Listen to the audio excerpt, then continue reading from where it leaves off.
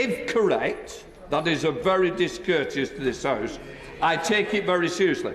What happens when the man who built his reputation on integrity gets caught breaking the very rules he enforces on everyone else? This time, Keir Starmer isn't escaping accountability.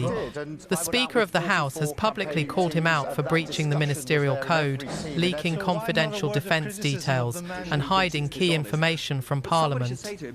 What followed was a humiliating apology, a furious backlash and growing chaos within Labour itself. Ministers are resigning, the party's unity is crumbling, and Starmer's image as a principled leader is collapsing fast. This is the moment his hypocrisy finally caught up with him. Or it could well be that it's been leaked, in which case I hope there will be an inquiry to what has happened here.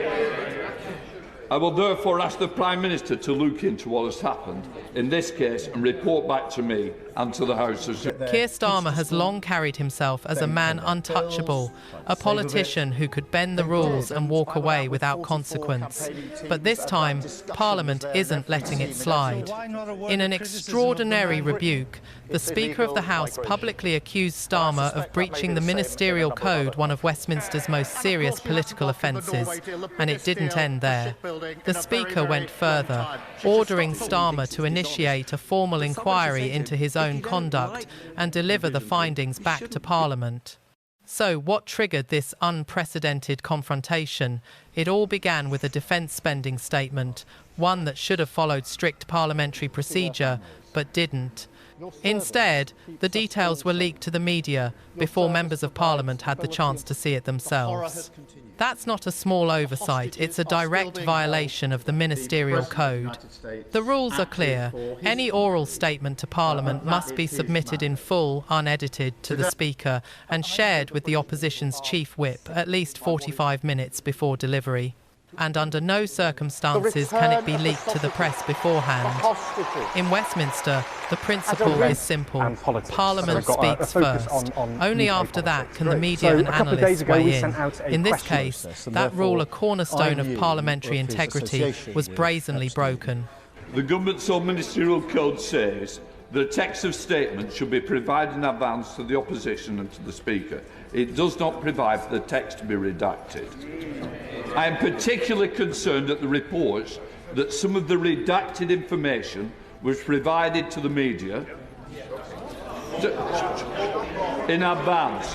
If correct, that is a very discourteous to this House. I take it very seriously. Or it could well be that it's been leaked. Starmer's government didn't just bend the rules, it broke them outright. Before Parliament had the chance to review the defence spending statement, parts of it had already been handed to the media.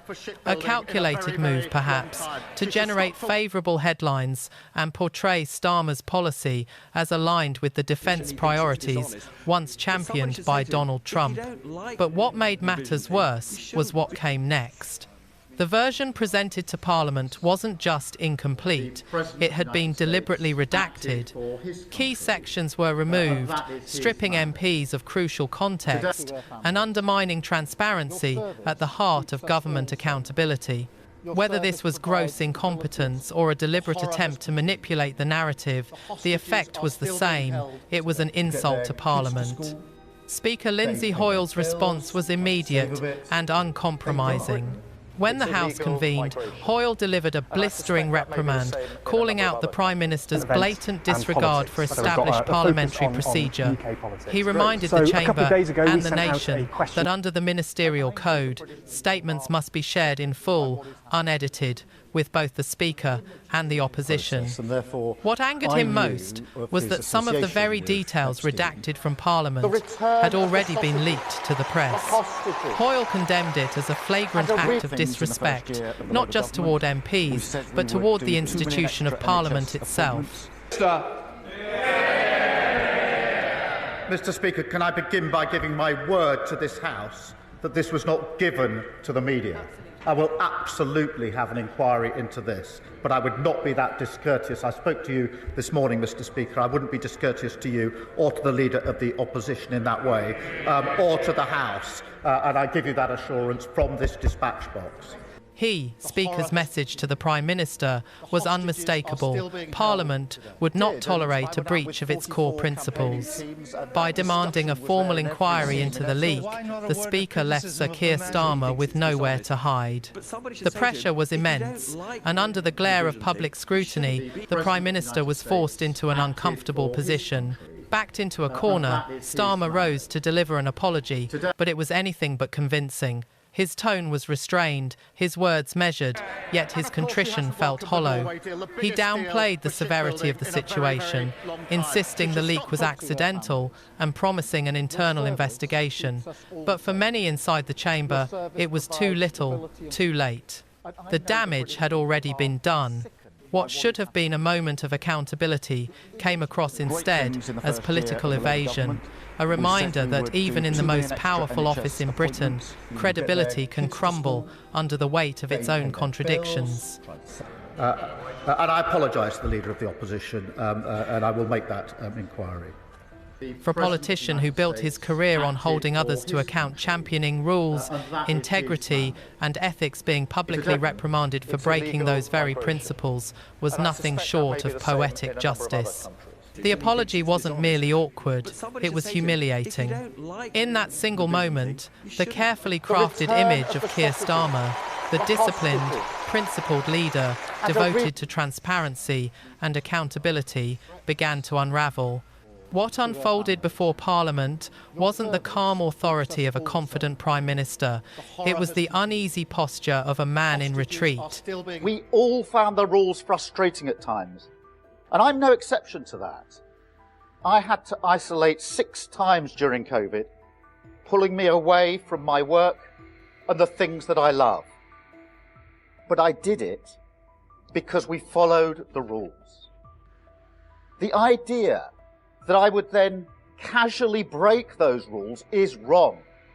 And frankly, I don't believe those accusing me believe it themselves. They are just trying to feed cynicism, to get the public to believe all politicians are the same. I'm here to say that they're not. I believe in honour, integrity, and the principle that those who make the laws must follow them. And I believe that politicians who undermine that principle, undermine trust in politics, undermine our democracy, and undermine Britain. Keir Starmer attempted to downplay the growing scandal by announcing an internal inquiry, but instead of restoring confidence, it only deepened suspicion. How could such a serious leak occur under his leadership? Was it the result of incompetence and disorganisation, or a deliberate attempt to manipulate public perception by feeding key details to the press before Parliament had its say? Either way, one thing became undeniable. Starmer was losing control of his own government. His authority was slipping, and the fractures within Labour were becoming impossible to ignore. Within hours, the situation escalated when Labour's International Development Minister, Annalise Dodds, resigned, a move widely seen as an act of protest against Starmer's decision to slash foreign aid to fund increased defence spending. Her resignation sent shockwaves through Westminster, signalling unrest brewing within the party's core. Now, Labour stands in turmoil. Ministers are questioning Starmer's judgment, members are growing frustrated, and the government looks increasingly fractured, reactive, rather than resolute. For a leader who has built his image on strength and discipline, the picture now emerging is one of chaos and mismanagement. Perhaps the most troubling aspect lies in the redaction of Starmer's defence spending statement. Why censor parts of such a crucial document? What was the government trying to conceal from Parliament? According to insiders, the motivation was political, not protective. Reports suggest the statement was engineered to impress Donald Trump, aligning UK defence commitments with the former US president's demands. Even senior American officials were reportedly kept in the dark until the last moment. The aim was simple: to showcase Britain's loyalty to Washington, even at the cost of cutting aid to vulnerable nations. Knowing this would spark backlash, Starmer's team redacted sensitive portions of the statement and leaked only the favourable parts to the press, hoping to shape headlines and control the narrative. But the strategy backfired spectacularly. Instead of appearing strategic, it exposed a government willing to obscure the truth for political gain. And this, critics argue, is not an isolated incident. It reflects a broader pattern, a leader who preaches accountability, yet bends the rules when convenient. A politician who demands transparency from others while operating behind closed doors himself. My thoughts are with all of those who did the right thing and for whom this is a real slap in the face. They made the most unimaginable, heart-wrenching sacrifices, and many were overcome by guilt at not seeing elderly relatives, not going to funerals or weddings, or even seeing the birth of their own children. But the guilty men are the Prime Minister and the Chancellor. They dishonoured all of that sacrifice. They've dishonoured their office. This is the first time in the history of our country that a Prime Minister has been found to be in breach of the law. And then he lied repeatedly to the public about it. Britain deserves better. This is the same Keir Starmer who once won public trust with bold promises of economic reform pledges he later abandoned when political convenience took precedence over principle. Time and again, he has retreated from his commitments, leaving many of his supporters disillusioned and questioning his credibility.